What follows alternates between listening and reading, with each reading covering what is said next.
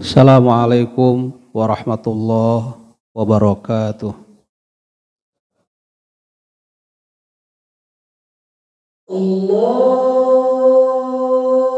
Allahu Akbar.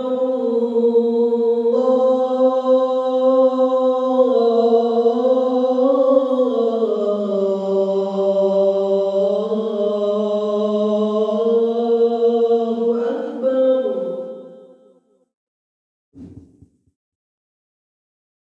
Allahu Akbar.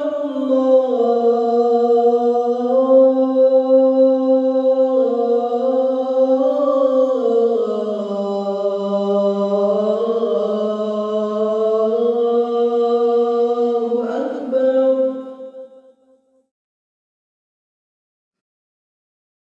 أشهد أن لا إله إلا الله.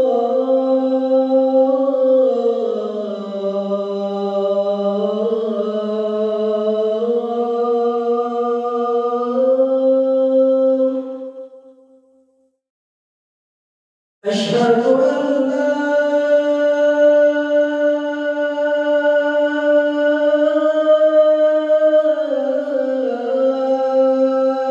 إله إلا الله.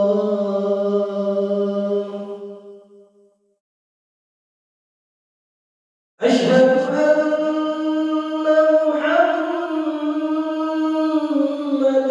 رسول الله.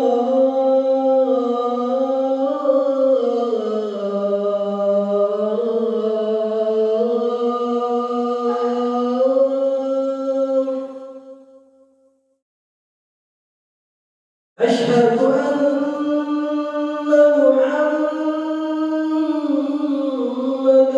رسول الله.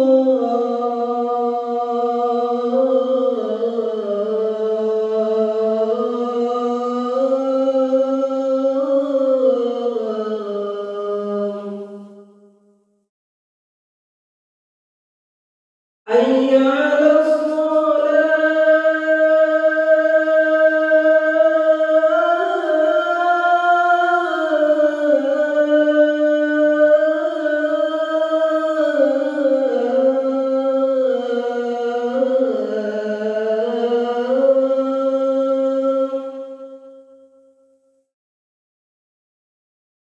حي على الصلاة.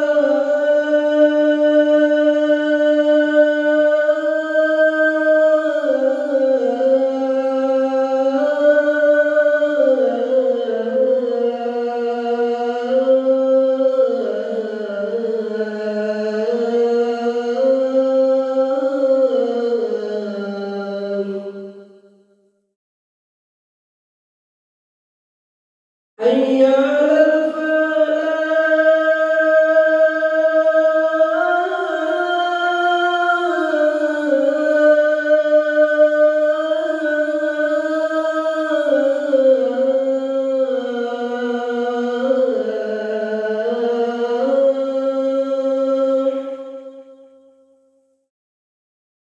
حي على الفلاح.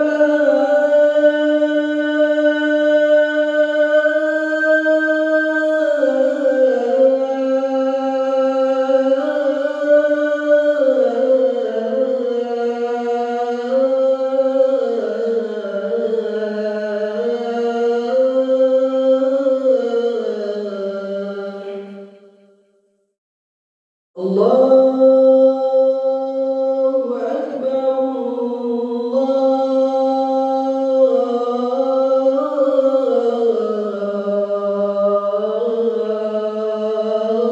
الله أكبر. لا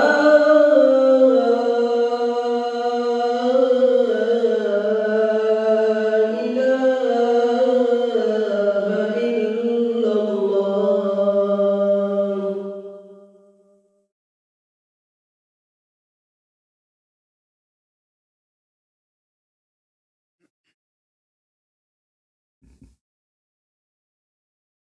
Alhamdulillah, Alhamdulillahi nahmaduhu wa nasta'inuhu wa nastaghfiruh wa na'udzu billahi min syururi anfusina wa min sayyiati a'malina may yahdillahu fala mudhillalah wa may yudlil fala hadiyalah. Asyhadu an la ilaha illallah wahdahu la syarikalah wa asyhadu anna Muhammadan abduhu wa rasuluhu la nabiyya ba'dah.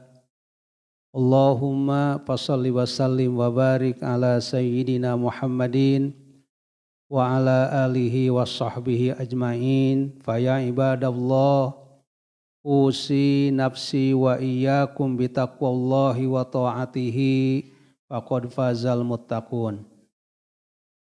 Qala Allahu ta'ala fi kitabihil karim, bismillahirrahmanirrahim, fa in kadzdzabuka faqad kudziba rusulun min qablika ja'u bil bayyinati waz zuburi wal kitabil munir. Hadirin jamaah Jumat rahimakumullah, adalah sunnatullah di dalam kehidupan bahwa tidak ada sebuah kebaikan yang bisa secara mudah kita lakukan tanpa melalui rintangan dan halangan. Begitupun sunnatullah dalam kehidupan, tidak ada sebuah larangan Allah. Tidak ada sebuah keburukan yang bisa dengan mudah kita tinggalkan di dalam kehidupan ini tanpa melalui proses halangan dan rintangan.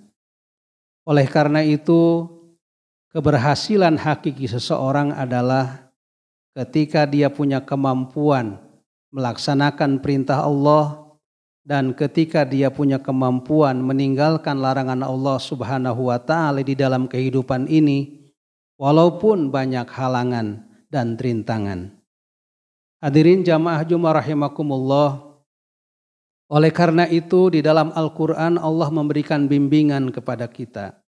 Apa sesungguhnya yang harus kita lakukan supaya kita menjadi orang-orang yang punya kekuatan untuk terus melakukan kebaikan, meninggalkan larangan Allah walaupun banyak persoalan-persoalan yang kita hadapi.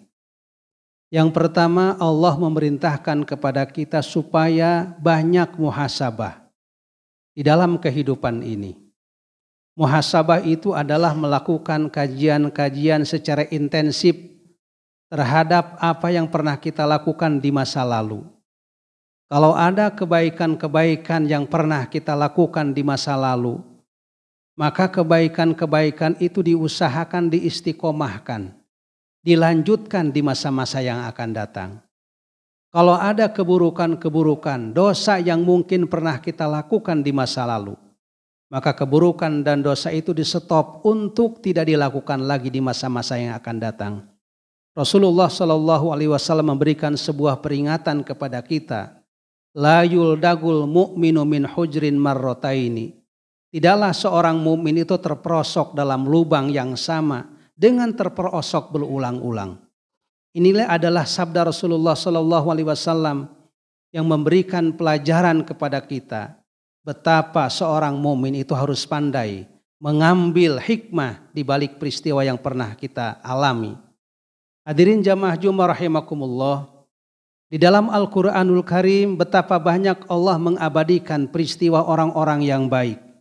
Juga Allah mengabadikan peristiwa orang-orang yang buruk di dalam Al-Quranul Karim.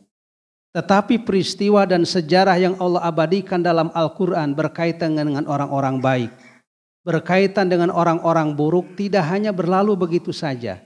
Harus diambil sebuah ibrah. Harus diambil pelajaran dari kisah-kisah yang ada. Oleh karena itu, di dalam surat Yusuf ayat terakhir ayat 11, Allah memberikan peringatan kepada kita. Laqad kana lakum fi qasasihim ibratul liulil albab. Yakin nyata pada kisah-kisah orang-orang yang Allah abadikan kisahnya dalam Al-Quranul Karim. Ada ibrah, ada pelajaran berharga bagi orang-orang yang mau berfikir.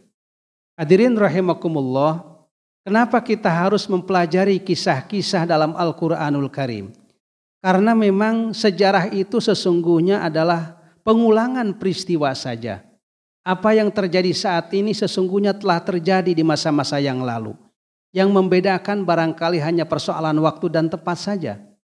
Kalau di masa-masa yang telah silam kurang lebih tahun 2004 pernah terjadi tsunami yang melanda Aceh. Sesungguhnya tsunami besar telah terjadi di zaman Nabi Nuh alaihissalam. Kalau di masa-masa yang lalu kita dengar berita bahwa petani di Lampung pernah tanamannya itu diserang oleh hama. Maka sesungguhnya peristiwa itu telah terjadi di zaman Nabi Musa alaihissalam. Pengulangan sejarah saja. Apa yang terjadi saat ini sesungguhnya telah terjadi di masa-masa yang lalu. Allah berfirman dalam surat Al-Imran ayat 184 kalau tidak salah. Ayat ini sekaligus tasliyah, hiburan kepada Rasulullah Sallallahu Alaihi Wasallam dan juga hiburan kepada para dai dan para pejuang penegak kebenaran. Fa in kadzdzabuka faqad kudziba rusulun min qablika ja'u bil bayyinati waz zuburi wal kitabil munir.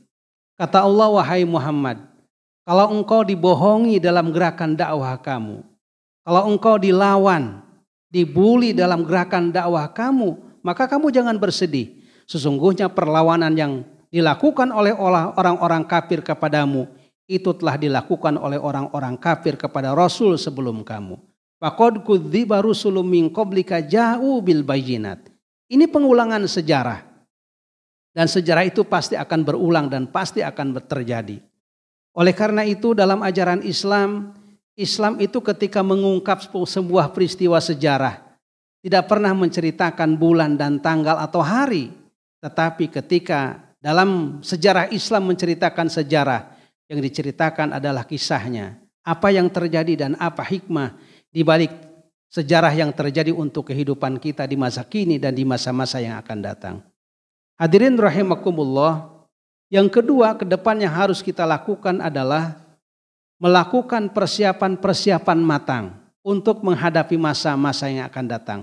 Rasulullah memberikan nasihat kepada kita, la ya'ti zamanun illa wa ba'dahu syarrun.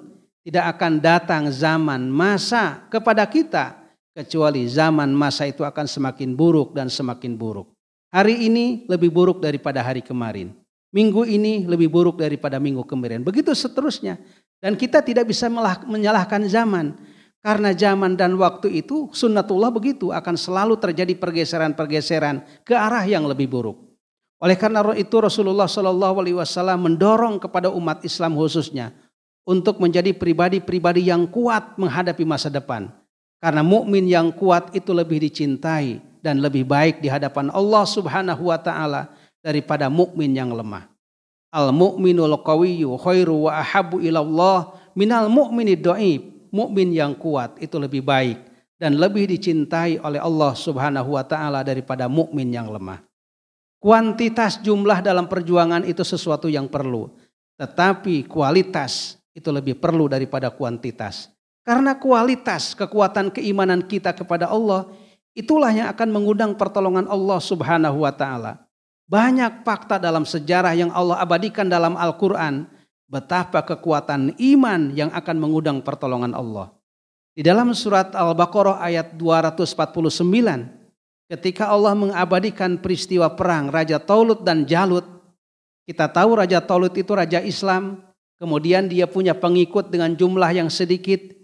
Kemudian juga persenjataannya ala kadarnya menghadapi Raja Jalut, raja kafir yang kuat persenjataannya dan banyak bala tentaranya. Tetapi karena para pengikut Raja Taulut, raja Islam ketika itu adalah para tentara yang punya keyakinan yang kuat kepada Allah, yakin akan pertolongan Allah Subhanahu wa taala, imannya kuat kepada Allah Subhanahu wa taala. Ternyata kekuatan iman inilah yang mengundang datangnya pertolongan Allah walaupun jumlahnya sedikit. Sedikit itu ternyata punya kemampuan untuk mengalahkan jumlah yang banyak. Kam min fi'atin qalilatin ghalabat katsiratan biidznillah wallahu ma'as sabirin. Contoh kedua dalam sejarah ketika Rasulullah SAW dan para sahabat melakukan perang Badar dan itu terjadi pada bulan Ramadan, pada bulan puasa. Ketika itu Rasulullah persediaan persenjataannya ala kadarnya. Kemudian para pengikut sahabat yang ikut berperang dalam perang Badar jumlahnya sedikit. menghadapi orang-orang kafir yang jumlahnya 3 kali lipat lebih banyak. Persenjataan mereka lengkap luar biasa. Tetapi karena sekali lagi para sahabat yang ikut berperang dengan Rasulullah Shallallahu Alaihi Wasallam ketika itu adalah para sahabat yang punya kekuatan iman kuat kepada Allah, yakin kepada Allah, yakin akan pertolongan Allah kalau berbuat baik. Ternyata keyakinan itulah yang mengundang datangnya pertolongan Allah. Walaqad nasarakumullah bi badri wa antum adillah fattaqullaha la'allakum tashkurun. Barakallahu li wa lakum bil ayati wa dzikril hakim wa taqabbala minni wa minkum tilawatahu innahu was-samiul alim wa qur rabbighfir warham wa anta arhamur rahimin.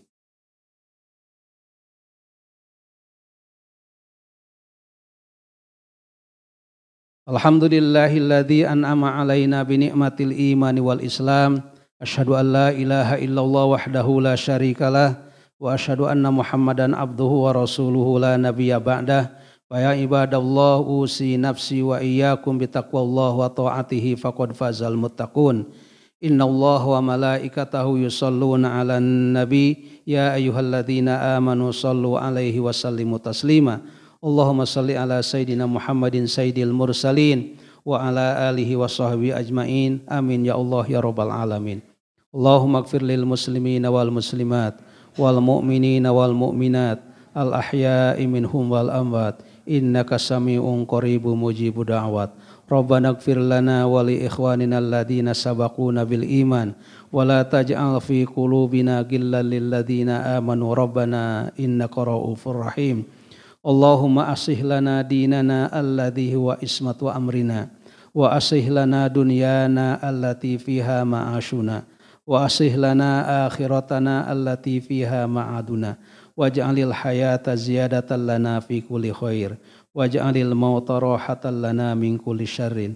Rabbana hab lana min azwajina wa dhurriyyatina qurrata a'yun waj'alna lil muttaqina imama. Rabbana atina fid dunya hasanah wa fil akhirati hasanatan wa qina adzabannar. Walhamdulillahi rabbil alamin. Aqimissalah.